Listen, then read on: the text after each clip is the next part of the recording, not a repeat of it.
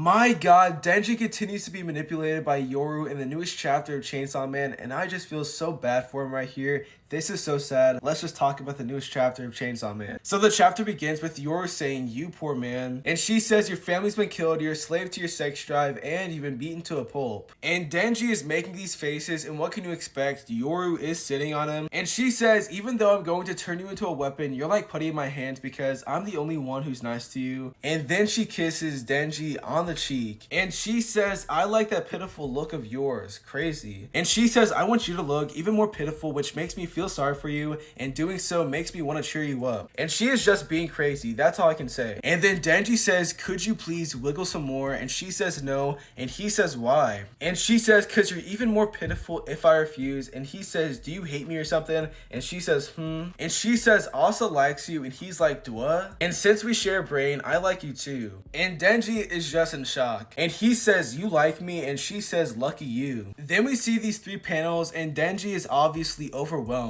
And then Denji starts to cry. And Yoru says, "If you're gonna cry, at least let me watch." And she is crazy. And Denji says, "I'm so glad there's still somebody who still likes me." And Denji is just going through it. And she says, "You poor thing," and then she kisses Denji. And then we get this whole page, and I just feel bad for him. And she says, "Are you dead set on doing this?" And he shakes his head yes, and then she says, "Okay." And she says, "Defeat the death devil, and I'll do that. But if you fail, I'll turn you into a weapon and beat her myself." Guys, I'm just in shock right now. I feel really bad for him, and he's been taken advantage of again. And I swear, Yoru is about to get what's coming to her. She is a monster, and she needs to be taken care of. I don't see her surviving past part 2. I don't. This was a crazy chapter, guys. Let me know what you think.